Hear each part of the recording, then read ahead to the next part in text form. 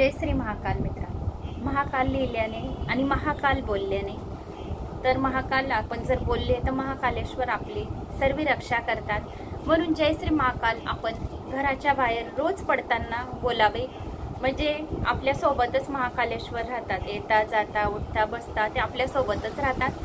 म्हणून जय श्री महाकाल नक्की लिहा कमेंट्स बॉक्स मध्ये, महाकाल आपली रक्षा करतात। तर मित्रांनो, आज आपण या व्हिडिओच्या माध्यमाने जाणून घेणार आहोत अमावस्याचे उपाय। तर अमावस्याच्या दिवशी आपण कुठले उपाय करू शकतो? तर अमावस्याच्या दिवशी सर्वप्रथम आपण घरापासूनच सुरुवात करायची। म्हणजे घर म्हणजे काय, तर आपल्या घरातील जी निगेटिव्ह ऊर्जा आपल्याला बाहेर काढायची। तर या दिवशी आपल्याला फरची पुसण्याच्या पाण्यामध्ये मीठ, हळद आणि गोमित्र टाकून जर घर पुसले आपण, तर घरातील निगेटिव्ह ऊर्जा बाहेर जाते आणि घरातील जे लोक चिडचिड करत असतील या काही घरात वादविवाद होत असेल तर तो वादविवाद होत नाही। कारण की अमावस्या आणि पौर्णिमा सर्वात जास्त शक्ती जी असते ती जागृत असते। कारण अमावस्येच्या दिवशी जे काही उपाय जर आपण केले त्याचे जे काही फळ असते ते डबल होते। म्हणून आपल्याला सर्वप्रथम निगेटिव्ह ऊर्जा आपल्या घरातून बाहेर काढायची। दुसरा उपाय म्हणजे दरवाजाला मुख्य म्हणजे अमावस्याला हळदीचे लेपन करायचे। अमावस्येच्या दिवशी जर आपण हळदीचे लेपन केले म्हणजे माता लक्ष्मी आपल्या घरावर खूप लवकर प्रसन्न होते। आणि दरवाजावर एक दिवा सुद्धा लावायचा आहे। लक्ष्मी प्राप्तीसाठी विष्णू भगवानांचं नाव घ्यायचे। ओम नमो भगवते वासुदेवाय नमः, विष्णुवे नमः। तुम्हाला जो मंत्र येत असेल त्या मंत्र बोलून तुम्ही विष्णूंच्या नावाने, विष्णूजींच्या नावाने एक दिवा लावा, म्हणजे माता लक्ष्मी आपल्या घरात लवकर प्रवेश करेल। आणि आता गुढीपाडवा पण येत आहे 9 मार्चला। तर मित्रांनो, माझ्या सर्व भाविक भक्तांना गुढीपाडव्याच्या खूप खूप शुभेच्छा। हे नवीन वर्ष तुम्हाला खूप सुख, समृद्धी, शांती, पैसा, अडका, बरकतीचा जाओ अशी मी महाकालेश्वरला प्रार्थना करते। आणि आज या व्हिडिओला तुम्हाला काय उपाय सांगायचे आहे त्याला सुरुवात करते। तर आपल्याला फरची पुसण्याच्या पाण्याचा उपाय झाला, हळदीला दरवाजाला लेपन करायचंय। या दिवशी आपण जे काही उपाय करू म्हणजे ते सर्वात जास्त प्रभावी राहतील। कुठल्या दिवशी? अमावस्येच्या दिवशी।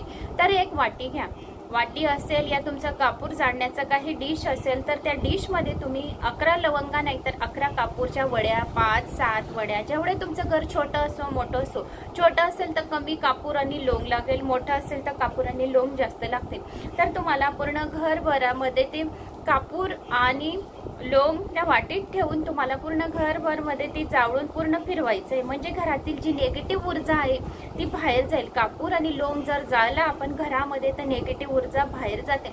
या दिवशी मुलांच्या अंगावरून सुद्धा तुम्ही काळी तीळ उतरू शकता आणि ती फेकू शकता।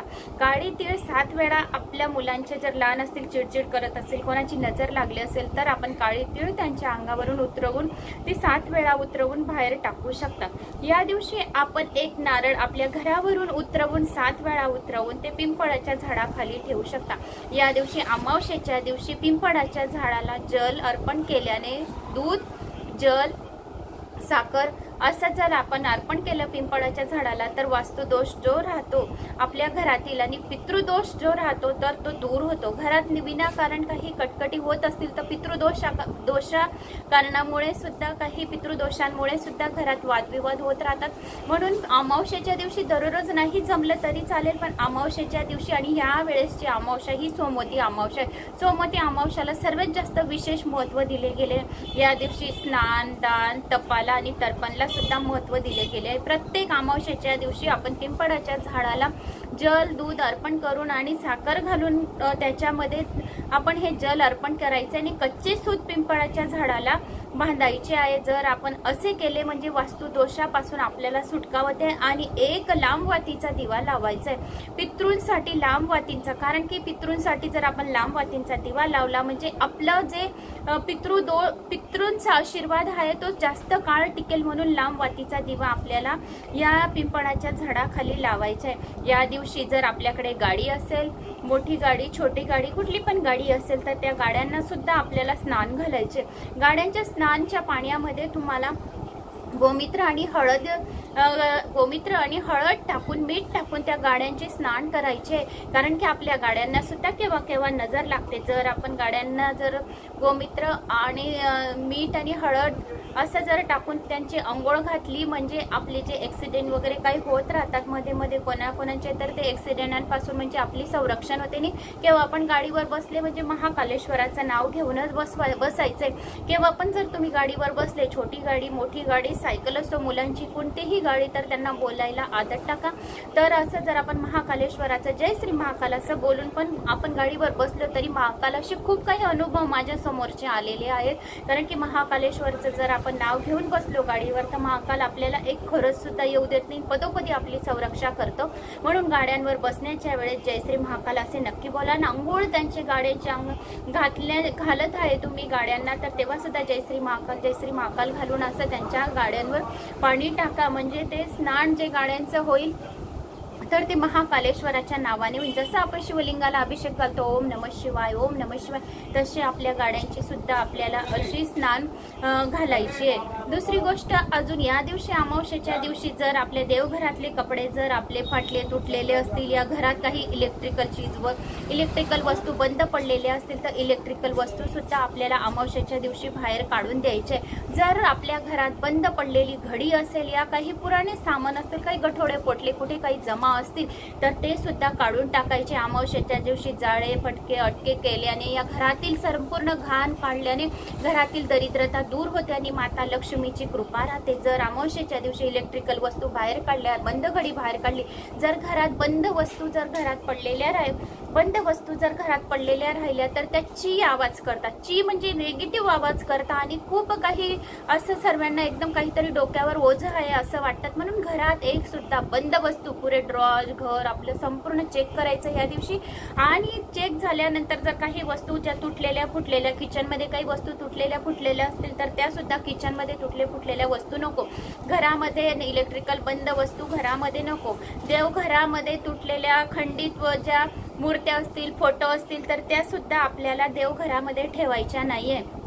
अमावस्येच्या दिवशी तर आपल्याला कोरा नवा वस्त्र घ्यायचं आहे आणि तोच देवघरात ठेवायचे। सर्व देवांना हळद आणि दही घालून स्नान घालायचे, गंगाजल टाकून स्नान घालायचे। जर देव काळे वगैरे झाले असतील तर हळद आणि दही लावून आणि थोडासा लिक्विड असेल भांड्यांचं, विम बार या तुमचं निरमा पावडर जे असेल, सर्फ एक्सेल टाईड जे पण काही असेल तुमच्याकडे तर ते सुद्धा थोडं टाकून असे देव छान स्वच्छ चकचकीत निघतात। आणि मग देवांना वस्त्र घाला, फुलं अर्पण करा।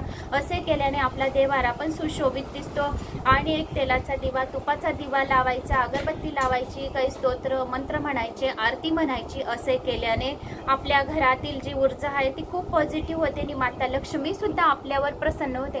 तर अमावस्येच्या दिवशी तुम्हाला असे हे उपाय करायचे। संध्याकाळच्या वेळेस अमावस्येच्या दिवशी जर आपल्या घरातील निगेटिव्ह ऊर्जा आपल्याला बाहेर काढायची आहे तर 5-7 लवंगा आणि 5-7 कापूर घरच्या उंबरट्यावर नक्की जाळा।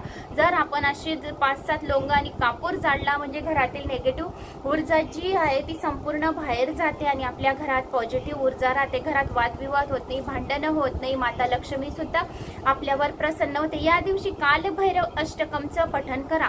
11 वेळा कालभैरव अष्टकम, 1 वेळा वल्गा सूक्त, नाही वेळ तुम्हाला तर 1 वेळा सुद्धा तुम्ही कालभैरव अष्टकमचं पठण केलं अमावस्येच्या दिवशी तरी घरातील निगेटिव्ह ऊर्जा आणि कटकट सततची दूर होते। जर मुलं चिडचिड जास्तच करत असतील तर तुम्हाला भात मध्ये मीठ टाकायचं नाहीये आणि भात घेऊन थोडा भात म्हणजे भात सर्वांनाच माहिती आहे की तो भात कसा असतो, बिना मिठाचा भात, तर तो थोडासा वाटी डिश मध्ये घेऊन त्यावर दही टाकायचं आहे आणि तो दही आणि भात मुलांच्या अंगावरून उतरवून एकाच साईडला टाकून द्यायचं आहे। कोणाला त्रास न होय, कोणी आपल्याला कॉलनीमध्ये या कुठं काही बोले ना असं साईडला ठेवायचं आहे। असे दही भाताचा सुद्धा आपण मुलांच्या अंगावरून जर उतरवून घेतलं म्हणजे मुलं चांगले राहतात, खेळतात आणि चिडचिड करत नाही। तर मित्रांनो हे राहिले अमावस्येच्या दिवसाचे उपाय। तर मला अशी आशा आहे की तुम्हाला माझे हे अमावस्येच्या दिवसाचे उपाय आवडले असतील। आवडल्यास एक लाईक करा, चॅनलला सबस्क्राईब करा। कुठून कोणत्या गावात तुम्ही माझा हा व्हिडिओ ऐकत आहात आपल्या गावाची कमेंट्स नक्की करा। जय श्री महाकाल।